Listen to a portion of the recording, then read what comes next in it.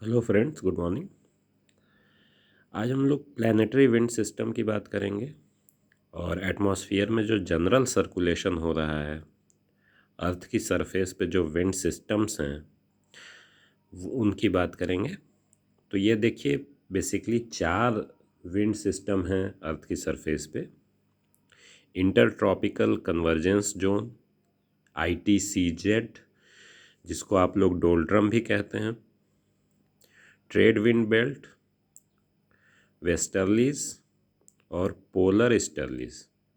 ठीक है, अब हम लोग देखेंगे कि ये किस प्रकार से चलती हैं, कहाँ कहाँ ये बेल्ट पाई जाती हैं और उनका कारण क्या है। देखिए, सबसे पहली बात कि इन विंड सिस्टम्स के होने का कारण है टेम्परेचर ग्रेडियंट। ठीक है, पृथ्वी का अपने अक्ष पर, अपनी धुरी पर झुका होना और उस झुके होने के कारण अलग अलग जगहों पे अलग अलग तरह से इंसोलेशन का पहुंचना। इंसोलेशन यानी इनकमिंग सोलर रेडिएशन। और इंसोलेशन की भिन्नता के कारण तापमान में भिन्नता होना, और तापमान में भिन्नता होने के कारण हवा के दबाव में, यानी temperature gradients leads to pressure gradient. तो प्रेशर में भी भिन्नता होना, हाई प्रेशर से लो प्रेशर की ओर एक प्रेशर ग्रेडियंट फोर्स बन जाता है जो हवा को ले जाता है। ठीक है, ये मैंने एक और वीडियो में समझाया था। और उसके साथ फिर अर्थ का अपने एक्सिस पे घूमना, तो रोटेशन के कारण कॉरियोलिस फोर्स हो जाती है जो उनको ईस्टर्ली या वेस्टर्ली बना देती है। अदरवाइज़ वो नॉर्थ से साउथ या साउथ से नॉर्थ की ओर चलती। ठीक है, लेकिन अर्थ घूमती भी है अपनी एक्सिस पे, तो उसके रोटेशन के कारण वो डिफ्लेक्ट होती हैं। ठीक है, कॉरियोलिस डिफ्लेक्शन के फॉर्म में। तो चलिए अब हम लोग डिटेल में देखना शुरू करते हैं। तो देखिए, ये एक जो है आइडियलाइज्ड फिगर है और ये आप देख रहे हैं कि इस प्रकार से ये सेल के फॉर्म में, ठीक है, ये सेल के फॉर्म में ये सरफेस विंड सिस्टम बन जा रहा है। ठीक है, अब यहाँ देखिए, ये जो है आपका इक्वेटोरियल काम्स जहाँ पे लिखा हुआ है, ये वास्तव में आपका ITCZ का क्षेत्र है। ठीक है, और यहाँ पर आप देख रहे हैं ये साउथ ईस्ट ट्रेड विंड्स हैं और ये नॉर्थ ईस्ट ट्रेड विंड्स हैं। ये आपस में आकर यहाँ पे मिलती हैं। ठीक है, अब मिलने के कारण क्या होता है, मिलने के कारण ये ऊपर उठती हैं इस जगह। ठीक है, देखिए होता क्या है, यहाँ इक्वेटर पे आप देख रहे हैं, देखिए इधर से आ रही थी जो साउथ ईस्ट ट्रेड, ठीक है, और इधर से आ रही थी नॉर्थ ईस्ट ट्रेड, दोनों मिलकर यहाँ पर, ये 3 डायमेंशनल फिगर की तरह इसको समझिए। ये दोनों यहाँ पर मिली और मिलकर ऊपर उठी, ऊपर की तरफ ट्रोपोपॉज की तरफ गई। ठीक है, ये सारी चीज़ें ट्रोपोस्फियर में ही हो रही हैं क्योंकि सारे वेदर वाली संबंधित चीज़ें ट्रोपोस्फियर में होती हैं। ठीक है, तो ट्रोपोपॉज की ओर बढ़ी और वहाँ से फिर ये पोल्स की तरफ चल रही बिकॉज ऑफ टेम्परेचर ग्रेडियंट। ये देखिए इस तरह से जा रही हैं, बट अर्थ के रोटेशन के कारण क्या हुआ कि इन ये बीच में ही, वहाँ तक ना जाके 30 डिग्री के आसपास, ये बीच में ही ये नीचे उतरने लगी। ठीक है, यहाँ पे ऊपर उठ रही थी, असेंड हो रही थी, यहाँ डिसेंडिंग विंड्स के रूप में नीचे उतरने लगी। इधर यही सेम चीज़ साउदर्न हेमिस्फीयर में भी हो रहा है। हम लोग नॉर्दर्न हेमिस्फीयर की बात करेंगे, इसी से आप पूरे अर्थ का समझ जाएंगे। तो यहाँ जहाँ उतर रही हैं ये आपका हॉर्स लैटिट्यूड या सब ट्रॉपिकल हाइज का क्षेत्र कहा जाता है। ठीक है, डिसेंड होने के कारण देखिए जब विंड नीचे उतर रही है, तो यहाँ देखिए नीचे उतरने के कारण क्या होगा, यहाँ प्रेशर बढ़ जाएगा, हाई प्रेशर हो जाएगा। ठीक है, और जहाँ इक्वेटर के पास ये ऊपर चढ़ रही थी, तो जाहिर सी बात है कि जब विंड्स ज़्यादातर ऊपर की ओर जा रही हैं, ठीक है, तो उनकी ऊपर जाके कूलिंग भी होगी और नीचे प्रेशर लो हो जाएगा और उस कूलिंग के कारण क्लाउड फॉर्मेशन होगा और बहुत सारा यहाँ पे प्रेसिपिटेशन होगा। ठीक है, बट जहाँ पर नीचे उतर रही हैं विंड्स, वहाँ पे क्या होगा, विंड्स में ड्राइनेस बढ़ जाएगी। ठीक है, ड्राइनेस बढ़ जाएगी और वो हॉट हो जाएंगी। यही कारण है कि जो आपके हॉट डेजर्ट्स हैं वर्ल्ड के, वो 30 डिग्री 40 डिग्री के आसपास हैं, हॉर्स लैटिट्यूड के आसपास हैं, और महाद्वीपों के पश्चिमी तट पर भी हैं। पश्चिमी तट पर इसलिए क्योंकि वहाँ पर जो है ये विंड्स जब उतरती हैं तो वहाँ ऑफशोर विंड हो जाती हैं।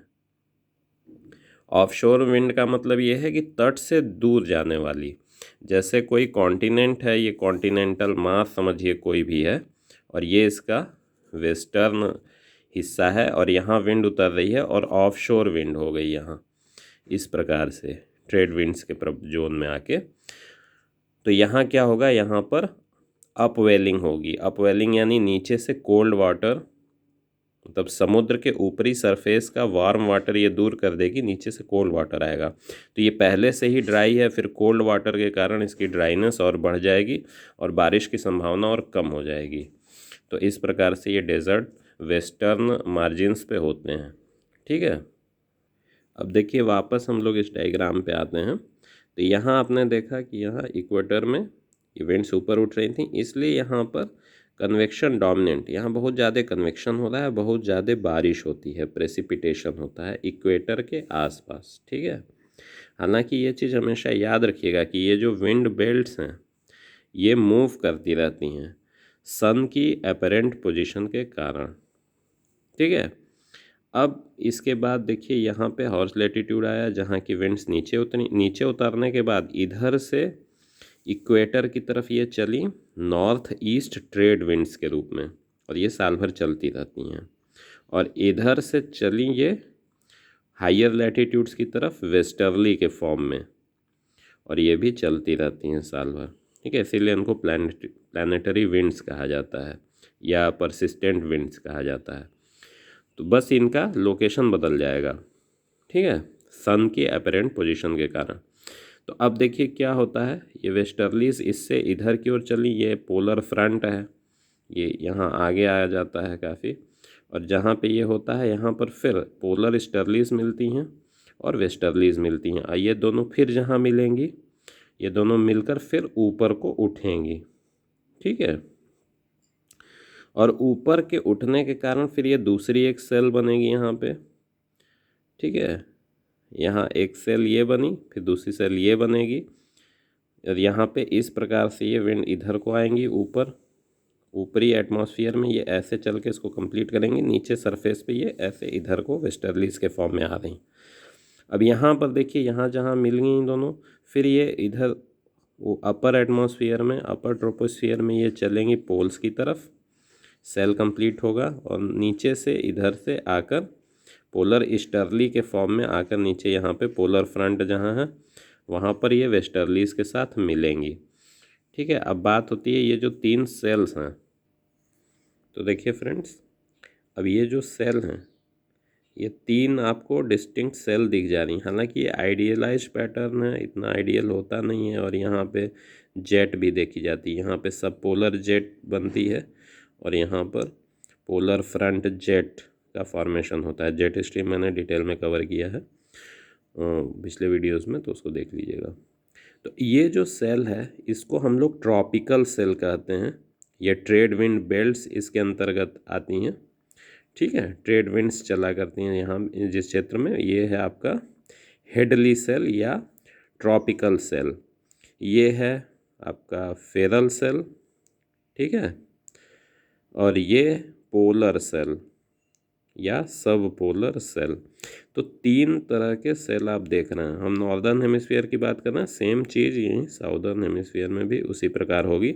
हाँ, एक चीज़ याद रखिएगा कि साउदर्न हेमिस्फीयर में जो विंड होती हैं वो ज़्यादा कंसिस्टेंट होती हैं। क्यों? क्योंकि यहाँ ओशन डोमिनेंट हैं, मतलब यहाँ पे लैंड मास कम है, तो इसके कारण टेम्परेचर कॉन्ट्रास्ट कम होता है, और ओशन वाटर डोमिनेंट हेमिस्फीयर है ये, तो यहाँ विंड्स ज़्यादा तेज़ चलती हैं और ज़्यादा मतलब प्रेडिक्टेबल होती हैं, ज़्यादा अपने पाथ को साल भर फॉलो करती हैं। लेकिन नॉर्दर्न में बहुत सारे लैंड मास हैं, इसके कारण ये हमेशा मतलब अपने आइडियलाइज पैटर्न से थोड़ा सा डिफ्लेक्ट होती हैं, और उसमें बहुत सारे परिवर्तन होते रहते हैं।